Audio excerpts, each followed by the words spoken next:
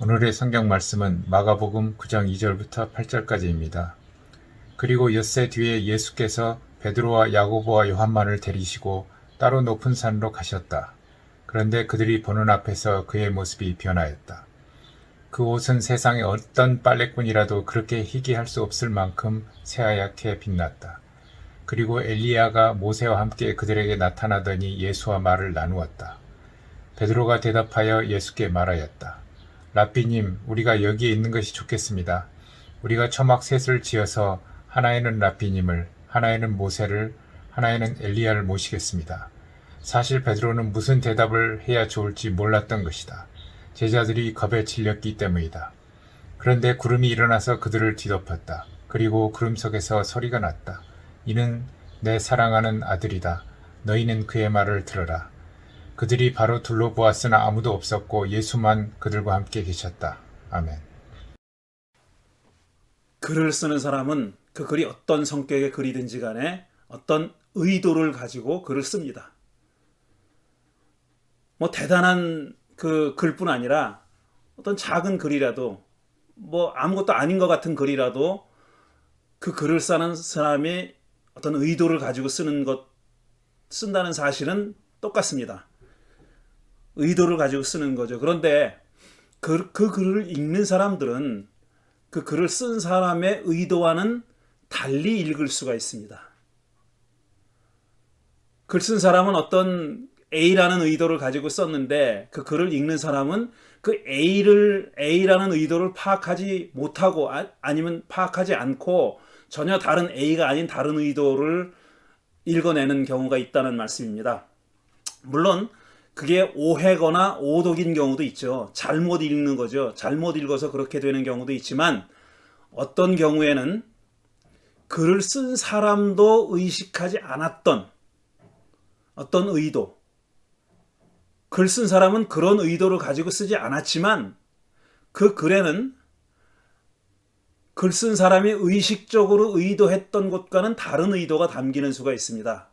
그걸 뭐 무의식이 반영됐다고 볼 수도 있고 아니면 잠재의식이 반영됐다고 볼 수도 있는데 어쨌든 글에는 글쓴이가 의도하지 않은 내용이 들어가 있고 또 그 글을 읽는 사람은 그 의도를 읽어내는 경우가 있다는 얘기입니다.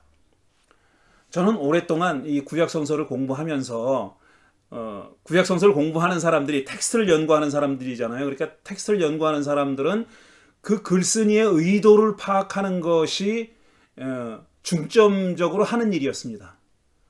그 사람이 어떤 의도를 가지고 그 글을 썼나 하는 거죠. 근데 그걸 파악하기 위해서는 그 사람이 살았던 시대의 어떤 상황이나 어떤 사건이 있었는지, 문화적인 배경은 어떤 거였는지, 어떤 종교적인 배경이 이런 것들을 다 파악하는 게 일 가운데 하나입니다. 그건 저자의 의도를 파악하기 위한 그런 작업 중에 하나죠. 그런데 점점 요즘은 어떤 구약 성서를 연구하는 사람들을 포함해가지고 추세가 좀 변하고 있어요. 그러니까 저자의 의도를 파악하는 것도 중요하지만 물론 그 중요성은 여전히 강조되고 있습니다. 그렇지만 그게 전부는 아니다. 어떤 글을 읽는, 이해하는 전체는 아니다라는 거죠. 저자의 의도와는 다른 무엇인가를 파악하는 것도 일 가운데 하나다 하는 겁니다. 또 어떤 경우에는 저자도 의식하지 않은 그런 내용이 담겨 있을 수가 있는 겁니다. 저도 누구한테 들은 얘기인데 오래전에 미국의 유명한 시인이 저는 로버트 프로스트라고 들었는데 정확하진 않습니다. 정확하지 않아요. 그러니까 제가 프로스트라고 얘기했다 그러지 마세요. 정확하지 않아요. 말씀드립니다. 미국의 어떤 유명한 시인이 라디오 방송에 나와서 이런 얘기를 했다 그럽니다. 사회자가 당신의 시에는 이런저런 내용이 있고 이런저런 뜻이 당신의 시어 안에는 들어있다고 말들 하는데 정말 그렇습니까? 라고 물어보니까 그 시인이 뭐라고 얘기했냐면 그래요? 그렇게들 말합니까? 저도 몰랐는데요? 그런 것 같긴 하네요. 이렇게 대답하더래요. 그러니까 시인은 시를 쓰면서 그런 의도를 가지고 그런 생각을 표현하기 위해서 그 시를 쓴 게 아닌데 그 시를 읽은 사람들은 거기서 그런 의도를 읽어냈다는 거고요. 그 말을 듣고 보니까 시인도 그랬던 것 같다고 인정했다는 얘기입니다. 종교의 기원에 대해서 수많은 종교학자들이 또 인류학자들이 다양한 견해를 내놓았습니다. 종교는 이래서 시작됐다. 인류는 이렇게 돼가지고 이런 이유 때문에 종교를 갖기 시작했다라는 얘기죠. 너무 견해가 다양해서 하나로 모을 수도 없을 정도고 또 비슷하지도 않습니다. 서로 정반대되는 상반되는 견해를 내놓는 경우도 있습니다. 저는 하나의 견해만 옳다고 생각하지 않습니다. 우리 인류가 가지고 있는 종교라는 문화 현상은 정말 다면을 가지고 있어요. 다양한 면을 가지고 있기 때문에 그게 어떤 한 기원에서부터 비롯됐다고 말하기 어렵다는 얘기입니다. 그 종교의 기원은 여러 가지라는 얘기죠. 다양한 기원을 가지고 있다는 얘기입니다. 그러니까 어떤 하나의 기원에서부터 시작됐다고 말하는 것은 너무 단순하고 어리석은 그런 설명이라고 생각합니다. 제가 언젠가도 말씀드렸듯이 어떤 무신론자들이나 종교에 대해서 적대적인 사람들은 이 종교라는 게 정말 미신이다. 과학이 발달하고 인간의 어떤 지성이 발전하면은 없어질 거다라고 생각했고 또 그렇게 부정하는 사람도 있습니다. 지금 종교인들은 다 이 정말 어리석은 사람이고 미신을 추종하는 아직 덜 떨어진 사람이다. 덜 개화된 사람이다라고 주장하는 사람도 있지만 저는 그렇게 생각하지 않고요. 종교라는 것은 우리 인류가 오랫동안 진화하면서 발전시켜온 정신 세계, 정신 현상 중에 굉장히 높은 차원에 있는 거라고 저는 생각합니다. 이런 높은 정신 활동이, 정신 세계가 어느 하나의 기원을 갖고 있다 이렇게 상상하기는 힘든 겁니다. 많은 사람들이 흔히 이렇게 설명합니다. 종교가 어떻게 시작됐냐 하면은 이 인간이 스스로의 힘으로서는 어떻게 컨트롤할 수 없는 그런 거대한 자연 현상 앞에서 느끼는 두려움과 불안, 그런 자연 재해를 비롯해서 이 엄청난 자연 현상을 어찌할 수 없고 그 앞에서 정말 무기력해질 수밖에 없는 인류가 무엇인가에 기대서, 누군가에 기대서 그 현상을 이기거나 아니면 그 현상에서 받는 피해를 최소화하기 위해서 종교가 시작됐다라고 설명하는 사람들이 있습니다. 일리가 있는 얘기예요. 종교에는 그런 면이 분명히 있습니다. 우리도 지금 금방 이 남가주 지역의 가뭄에 대해서 기도했잖아요. 그런 점이 분명히 있는 겁니다. 종교에 그런 게 있고 종교의 시작에는 그런 요인도 작용했을 거라고 생각할 수 있습니다. 또 어떤 사람은 이렇게 얘기하죠. 인간이 어떤 정말 다양한 욕망을 가지고 있는데 어떤 욕망은 자기의 힘으로 그걸 달성할 수 없다는 거죠. 그래서 누군가 자기보다 더 힘이 세고 더 강한 어떤 이의 도움을 받아서 자기의 욕망을 실현하고 싶어 하는 데서 종교가 발생했다. 이렇게 말하는 사람도 있습니다. 그러니까 말하자면 누군가의 절대자의 힘을 빌어서 자기 욕망을 실현하고 싶어 하는 그런 인류의 우리 인간들의 생각에서부터 종교가 시작됐다. 이렇게 생각하는 사람도 있습니다. 물론 그것도 하나의 종교의 기원일 수 있다고 생각합니다. 종교에는 그런 점이 있거든요. 분명히 있습니다. 우리가 올바른 신앙은 뭐를 이렇게 취하는 것보다 갖는 것보다 내려놓는 거다라는 말을 많이 하지만 전적으로 그렇게는 못하지 않습니까? 우리가 청원하는 기도라는 것은 다 그렇게 뭔가를 얻기 위한 달라고 하는 기도죠. 저 그게 나쁘다고 생각하지 않아요. 나쁜 거 아닙니다. 그건 우리 인간이 가지고 있는 욕구고 욕망이죠. 그건 버릴 수 없는 거예요. 그걸 어떤 신께 하나님께 기원한다, 빈다. 이건 자연스러운 행동입니다. 거기서부터 종교가 기원했다라고 말하는 사람들도 있는 거죠. 근데 저는 오늘 좀 다른 얘기를 해보고 싶은 겁니다. 이런 주장을 하는 사람들이 얼마나 있는지 모르겠지만 저는 이런 생각을 하고 있어요. 종교가 어디서부터 비롯됐냐 하면은 종교라는 것은 어떤 인간이 가지고 있는 변화에 대한 욕구, 변화에 대한 욕구에서부터 비롯됐다. 그것도 하나의 이론일 수 있다고 생각합니다. 우리 인간이 가지고 있는 변화에 대한 욕구. 제가 지금 말하는 변화는, 얘기하는 변화는 뭐냐면 내가 뭔가 부족하기 때문에 더 나은 존재로 변화하는 것도 있어요. 하지만 굳이 그렇지 않다 그래도 우리 인간은 지금 사는 현재의 삶에 대해서 만족한다 할지라도, 만족하는 사람이라 할지라도 뭔가 달라지고 싶어 하는 그런 욕구를 가지고 있다는 겁니다. 그런 점에서는 지금 만족한다는 것에 대해서 불만족하는 거죠. 내 삶이 지금 만족스럽지만 그 만족스럽다는 사실 자체가 만족스럽지 않은 거예요. 뭔가 달라지고 싶은 겁니다. 변화하고 싶은 욕구가 있어요. 그런데 제가 왜 이 변화에 대한 욕구를 종교와 관련시켜서 생각하느냐 하면은 우리 인간이 생각할 수 있는 가장 큰 변화가 뭘까? 가장 라디칼한 변화가 뭘까? 가장 정말 커다란, 상상할 수 있는 한계점에 도달한 변화의 모습이 뭘까를 생각할 때 저는 인간이 신이 되는 변화, 인간이 신이 되는 변화라고 생각하는 겁니다. 그러니까 종교의 시작은, 기원은, 하나의 기원은 우리 사람이 변화되고 싶은 그런 욕구를 다 가지고 있는데 그거의 가장 최고봉은, 가장 큰 변화는 뭐냐면 신으로 변화하는 거다. 그런 욕구를 가지고 있다는 겁니다. 우리 성서를 처음 열면은 뭐가 나옵니까? 2장과 3장에 에덴 동산 얘기가 나오잖아요. 에덴 동산에 하나님께서 아담을 만드셨어요. 아담은 개별 인간이 아닙니다. 그건 인간이라고 하는 종, 호모 사피엔스를 말하는 거예요. 아담이라는 말은 더라는 말이 붙어 있어요. 히브리 말에도.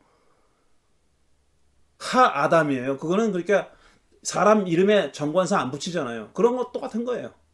그러니까 그건 인류를 대표하는 어떤 존재로서의 대표 개체를 얘기하는 겁니다. 그러니까 인간이에요. 그러니까 인간 혹은 인간성을 가리키는 겁니다. 개인이 아니라. 근데 그 아담과 하와가 선악과를 따먹지 않습니까? 근데 선악과는 그걸 먹으면 어떤 효과가 나타나느냐면 하나님처럼 되는 거예요. 그 하나님은 그걸 하지 말라고, 그거 절대로 하지 말라고 금지한 겁니다. 그 얘기는 뭐냐면은 결국 이 휴머니티는, 사람은, 인간성이라는 것은 하나님처럼 되고 싶다는 겁니다. 그런 욕구를 가지고 있는 거예요. 근데 그럼 왜 하나님처럼 되고 싶었을까?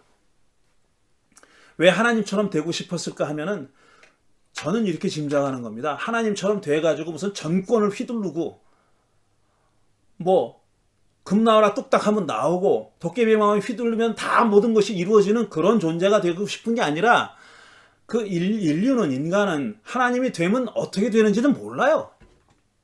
하나님이 된다는 게 뭘 의미하는지도 모르고 하나님이 되면 어떻게 되는지는 모른다. 그러나 되고 싶은 거예요. 왜? 그게 가장 큰 변화니까. 가장 큰 변화니까. 그게 변하고 싶은 겁니다. 저는 그렇게 읽습니다. 그렇게 이해하고. 그리고 성서에 전해지는 많은 사건들 있잖아요. 출애굽 사건이 있고, 뭐 어디에 싸워서 졌다 이겼다, 어떤 사람에게 어떤 기적이 일어났다, 이런 사건들이 쭉 나열돼 있잖아요. 구약 성서를 보면은 어떤 거는 굉장히 큰 사건이고 집단적인 사건이고 어떤 건 굉장히 개인적인 사건입니다. 야, 이런 것까지 구약 성경에 하나님의 말씀이라고 하는 성경에 기록될 필요가 있었을까 하는 정도의 정말 사소한 사건도 있고, 이런 얘기가 들어가 있기 때문에 나는 정말 성경이 꼴도 보기 싫다라고 할 정도의 정말 추잡한 사건도 그 안에 기록돼 있어요. 무슨 강간한 얘기, 간통한 얘기, 사람이 자기 욕심에 이끌려가지고 사람을 막 죽인 얘기, 지 식구를 죽인 얘기, 이런 얘기들 다 들어있지 않습니까? 그런 사건들의 나열이에요. 구약 성경은. 그게 집단적인 사건일 경우도 있고, 굉장히 개인적인 사건일 경우도 있고, 굉장히 의미가 커 보이는 사건일 경우도 있고, 이따위 얘기가 왜 기록되어 기록되어 있어야 하나라고 생각할 정도로 사소한 찌질한 사건도 있습니다. 그런데 제가 이 설교 서두에서 말씀드렸듯이 그 글을 쓰자 글이지 않습니까? 그것도. 근데 글쓴이의 의도가 있을 거예요. 성서라 구약 성서라고 하는 그 사건들, 구약 성서에 드러나 있는 포함되어 있는 다양한 사건들을 쓴 사람들이 있지 않습니까? 그 한 개인이 아니라 다양한 여러 사람들인데 그 사건을 기록한 사람들은 의도를 가지고 기록했습니다. 뜻을 가지고 목적을 가지고 기록했어요. 그런데 다른 여타의 글이 그렇듯이 글 쓴 사람도 내가 이런 생각을 가지고 기록했는지 모르는, 자기도 의식하지 않았던 그 글쓴이의 잠재의식이나 무의식 속에 있었던 생각들이 드러나 있는 경우가 있고 그걸 읽는 사람이 그걸 읽어내는 경우도 있는 겁니다. 저는 성서가 우리 믿는 사람들에게뿐 아니라 우리 인류의 커다란 보물, 중요한 보물, 고전 중에 고전이 되어 왔고 그렇게 받아들여진 이유 가운데 하나가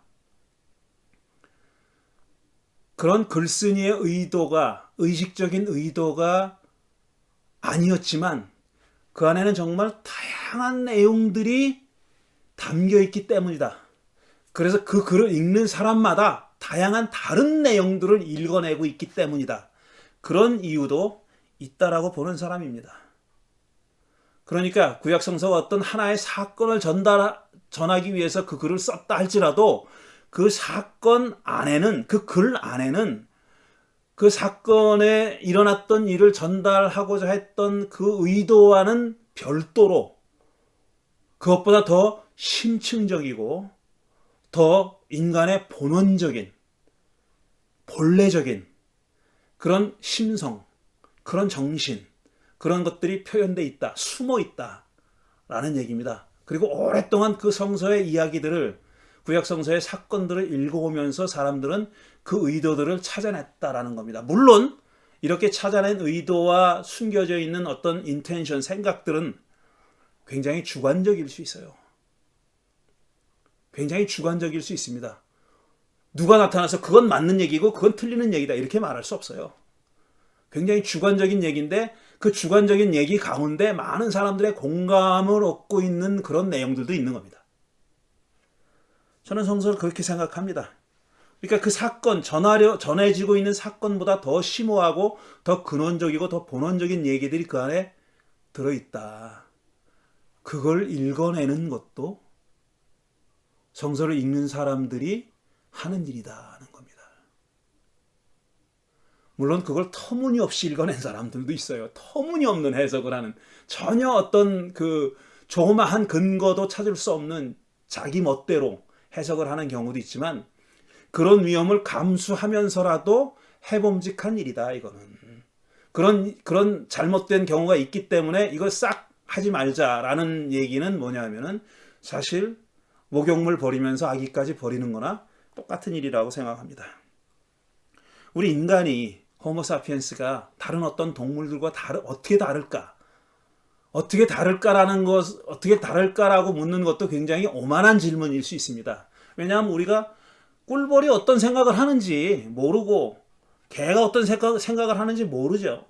그들의 언어를 모르니까 그들의 마음속에 있는 생각을 우리가 어떻게 알겠어요. 하지만 우리 인간은 우리 인간들로서 생각하는 거니까 그렇게 양해할 수 있다고 생각해요. 우리 인간들은, 호모사피엔스는 여타의 동물들과 어떤 점에서 다를까? 유명한 철학자가 이렇게 얘기했죠. 꿀벌도 집을 짓고 사람도 집을 짓는데 꿀벌과 사람이 짓는 집이 어떻게 다른가? 꿀벌은 본능적으로 집을 짓는 거고 사람은 그림을 그린다. 집을 짓기 전에 계획을 세운다. 머릿속으로 그림을 그린다는 거죠. 머릿속으로 설계도를 그리는 거예요. 아, 이렇게 져야지. 이렇게 져서 여기는 어떻게 쓰고 저기는 어떻게 쓰고 이 방은 누가 쓰고 이런 식으로 그림을 그린다는 점이 다르다라는 겁니다. 누구나 다 이렇게 꿀벌도 집을 짓고 사람도 집을 짓지만 암만 정말 머리가 나쁜 사람도 무작정 무작정 집을 짓지는 않는다는 거죠.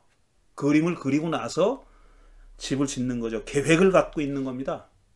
계획을. 그러니까 그 집을 짓기도 전에 그 집이 완성되어서 어떻게 사용될까 하는 것을 예측한다는 겁니다. 계획을 가지고 있다는 거죠. 이런 점이 다르다고 합니다. 애벌레는 자라서 번데기가 되고 나비가 되죠. 애벌레는 자기가 나비가 될 줄 알까요? 모를까요? 글쎄, 생물학자는 어떻게 알고 있는지 모르겠지만 문외 아닌 저는 모를 것 같아요.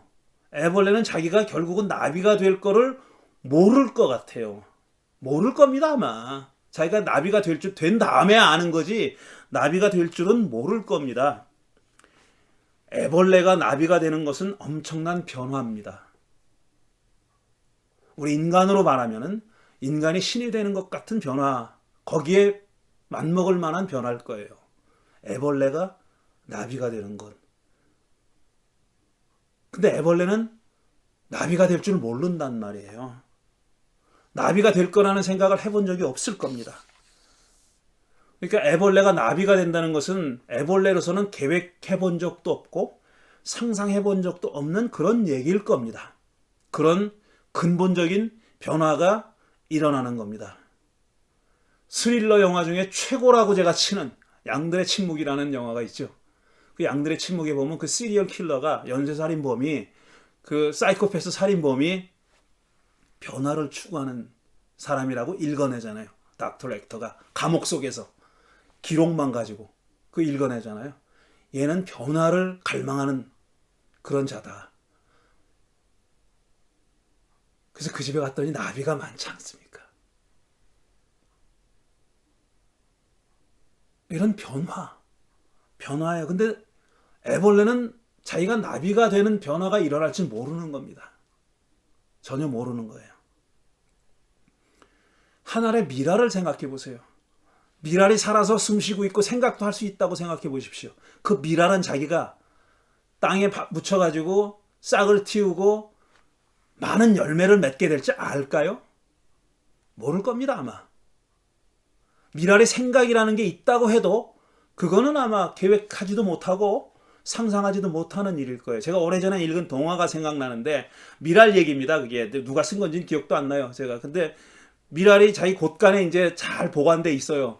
너무나 환경이 좋은 거예요. 따뜻한 곳간에 이렇게 동료들과 같이 누워 있는 겁니다. 미랄이 이렇게 누워 있어요.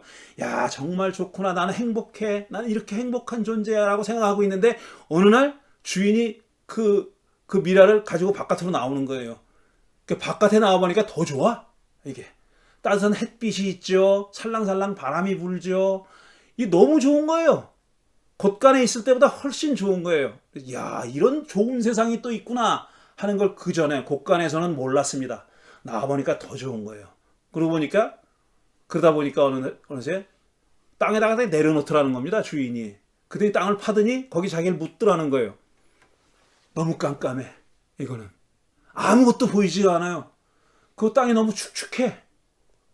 야, 이런 환경이 이런 게 또 있구나. 이런 환경에 내가 처할 수도 있구나. 내가 상상도 못했던 일이다라고 생각하는데 어느 날 스물스물 자기 몸이 터져 나오는 것을 느낀다는 겁니다. 그러고 나서 어느 날 보니까 지가 땅 밖에 나와 있는 거예요. 옆에 보니까 수많은 자기가 있어. 수많은 자신들이 있는 거예요. 그 예수님 말씀대로 한 알의 미랄이 죽어서 많은 열매를 맺게 됐다는 거예요. 이 변화를 한 알의 미랄은 알까요? 무슨 수로 알겠습니까? 모른다고 합시다, 우리. 그래야 제 얘기가 진행되니까. 모를 겁니다, 아마. 우리 인간이 엄마 뱃속에 들어있을 때 세상에 나올 줄 알까요? 태아의 생각이 있다고 상상하고 생각해 보자고요. 모를 겁니다. 땅 밖의 세상에 대해서 전혀 상상도 못하겠죠. 자기가 그런 세상으로 나올 줄 모르겠죠. 그런데 나오는 거예요. 그 변화. 엄청난 변화예요. 그리고 사람이 이 세상에 살다가 죽는다고 생각해 봅시다. 죽은 다음에 어떻게 될까? 무슨 수로 압니까? 우리가 전혀 모르죠. 그러니까 제가 말씀드리고 싶은 얘기는 뭐냐 하면은 이런 엄청난 변화는 우리가 상상도 못하는 겁니다. 애벌레가 나비가 될 걸 상상 못하듯이, 한 알의 밀알이 많은 열매를 맺게 될지 상상도 못하듯이 우리 인간들의 삶에도 이렇게 상상도 할 수 없는 변화가 벌어지는 겁니다. 가장 큰 두 가지를 들자면 태어나면서 겪게 되는 변화, 그 다음에 죽고 나서 겪게 될 변화. 이 두 가지는 우리가 예측도 못하고 어떻게 펼쳐질지 상상도 못하는 겁니다. 그러니 우리가 성서에 가지고 있는 죽은 다음의 얘기, 계시록 21장에 나오는 것 같은 무슨 수정 같은 강이 흐르고 어쩌고 하는 얘기, 다 메타포죠. 우리가 알 수 없는 그런 세계에 대한 그림을 그리는데, 그림을 그리는 재료가 이 세상에 살고 있는 우리가 살면서 겪었던 경험밖에 없으니까 그 경험에 근거해 가지고 그림을 그리는 거예요. 그 변화는 우리가 상상도 못하는 겁니다. 그런데 생각해 보십시오. 그 두 가지, 우리 인생에 있어서 큰 두 가지 변화는 우리의 의지대로 일어나는 일이 아닙니다. 우리가 의도해서 일어나는 일이 아니에요. 우리가 세상에 나오고 싶어서 나온 사람이 어디 있습니까? 그 다음에 우리가 죽고 싶어서 죽는 사람이 어디 있어요? 다 우리의 능력과 우리의 생각 바깥에 있는 그런 일들이 벌어지는 겁니다. 그런 큰 변화는 그렇게 벌어지는 거예요. 그런데 생각해 보십시오. 그런 큰 변화는 탄생과 죽음입니다. 그러니 우리 인간의 종교의 기원 가운데 하나가 변화에 대한 갈망, 변화에 대한 욕구라면, 그렇게 주장하는 제 주장이 일리가 있다면 가장 큰 변화는 죽음과 탄생, 탄생과 죽음과 재탄생과 관련이 있다는 겁니다. 그게 뭡니까? 우리 기독교가 그동안 오랫동안 얘기해온 부활이죠. 죽음과 부활입니다.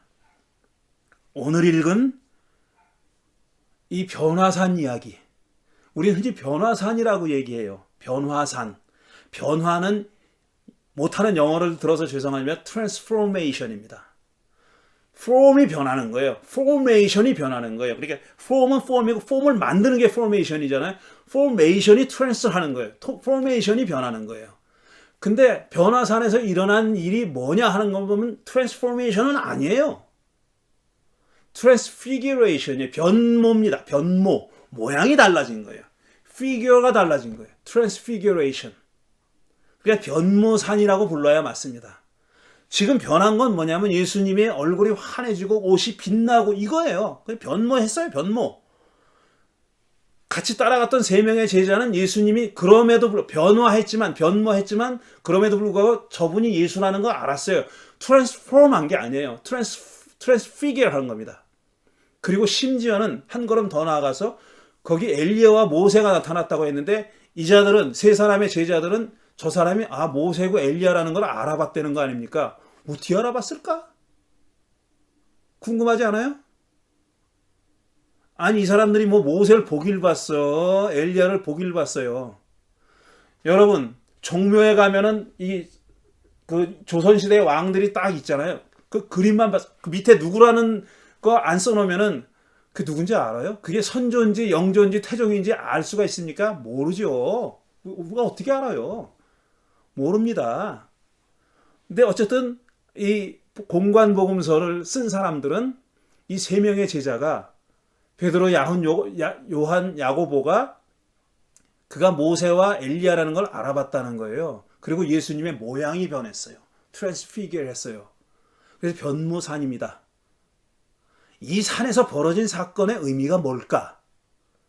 이게 왜 일어났을까? 그리고 이 얘기를 전한 복음서 기자들은, 공관복음서 다 들어있습니다. 마태, 마가, 누가에 다 들어있어요. 근데 이 세 복음서 기자는 무슨 생각을 가지고 어떤 의도로 이 얘기를 전했을까 생각해 보신 적이 있습니까? 이게 뭐야 도대체? 어쩌라고? 그러니까 이렇게 모양이 변했으니 어쩌라고? 제자들은 이렇게 얘기했어요. 우리가 여기다 초막셋을 짓고 여기서 내내 삽시다. 이렇게 얘기했잖아요. 그 보험서 기자들은 뭐라고 얘기하냐면 그들은 자기가 무슨 말을 하고 있는지도 몰랐다. 이렇게 얘기하고 있어요. 그러니까 뭐 정신이 넋이 빠져가지고 뭐 입에 나오는 대로 그냥 얘기한 겁니다. 여기 초막셋을 짓고 삽시다. 지가 어부지 목수야? 목수는 예수님 아니에요. 예수님 너로 집지라는 얘기야? 뭐야 이건. 그런데 말이죠. 그런데 누가복음을 보면 마태와 마가에는 없는 얘기가 나와요. 그게 뭐냐면 셋이 무슨 얘기를 했다. 마태와 마가에는 무슨 얘기를 했는지 전하지 않아요. 근데 누가만 전합니다. 닥쳐올 예수의 죽음에 대해서 얘기했다 그랬어요.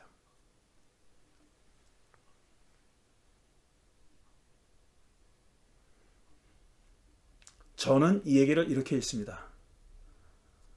변한 거는 모양입니다. 변모예요. 변모. 그런데 이 얘기가 진짜 하고 싶은 얘기는 트랜스포메이션이에요. 변화하는 겁니다. 변화. 궁극적인 변화. 이게 죽음과 연결되어 있잖아요. 예수님의 죽음에 대해서 얘기했다 그랬어요.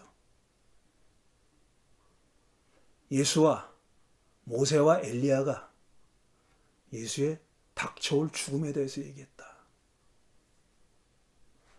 저는 이 얘기를 전한 복음서 기자가 의식을 했는지 안 했는지 모르지만 내심 가지고 있었던 잠재의식 혹은 무의식에 가지고 있었던 생각은 변화였다고 생각합니다. 그 변화에 대한 갈망, 그게 죽음과 부활이죠. 죽음과 부활이죠. 그건 우리 인간이 선택할 수 있는 어떤 그런 변화가 아닙니다. 그건 우리의 인간의 어떤 커패시티 바깥에 있는 일이에요. 우리가 인간이 어쩔 수 없는 거예요. 태어나는 거 어쩔 수 없이 태어나는 것처럼 우리가 죽고 다시 사는 것도 어쩔 수 없이 일어나는 일들입니다. 그건 그분에게 맡겨드리자고요. 갈망만 하자고요. 그런데 그 중간에서 벌어지는 일, 태어나서 죽을 때까지 사이에서 우리가 갈망하는 변화는 많은 것들이 우리가 선택할 수 있는 겁니다. 우리가 택할 수 있는 변화예요. 신명기 28장인가 보면은 생명과 죽음에서 둘 중에 하나를 택해라 라고 모세가 당신의 백성들에게 얘기합니다. 가나안 땅에 들어가기 전에 모세가 마지막으로 연설하면서 그렇게 얘기해. 네 앞에 생명과 죽음이 있다. 생명을 택해라. 둘 중에 하나를 택해라. 그런데 너희들은 생명을 택해라. 라고 얘기하는 거죠. 우리가 인생 살면서 수많은 선택이 있고 그 선택은 반드시 변화를 가져옵니다. 그런데 우리가 하나 잊지 말아야 될 것은 뭐냐면은 그 선택은 변화는 반드시 그 어떤 죽음을 전제하고 있다는 겁니다. 뭔가 죽어야 우리가 변화됩니다. 우리 안에 뭔가를 죽여야 우리는 새롭게 탄생할 수 있습니다. 그건 우리 인생의 철칙입니다. 그건 누구도 바꿀 수 없는 거예요. 우리가 뭔가 변화를 추구한다면, 그것이 우리가 종교를 가지고 있는 이유라면, 궁극적인 이유라면, 우리가 변화를 갈망하기 때문에 우리가 종교 생활을 하고 있다면, 우리는 날마다 뭔가를 죽여야 하는 겁니다. 그것까지 다 끌어안고 가지는 못하는 거예요. 저는 이런 얘기들이 예수의 삶에 그대로 나타나 있고, 그 예수의 삶을 전하는 복음서 기자들의 심층에, 의식 밑바닥에 그것이 넓게 퍼져 있었다고 그렇게 생각하고, 우리가 갖고 있는 하나님의 말씀으로서의 성서도 그런 내용들을 담고 있다고 그렇게 믿고 있습니다. 믿음은 곧 변화에 대한 갈망입니다. 그리고 변화하기 위해서는 그 어떤 종류의 선택을 해야 하고, 그 선택은 반드시 그 어떤 죽음을 동반한다. 무엇인가를 죽이지 않으면 나는 결코 변화할 수 없습니다. 이 말씀을 생각하면서 잠시 묵상하는 시간을 갖겠습니다.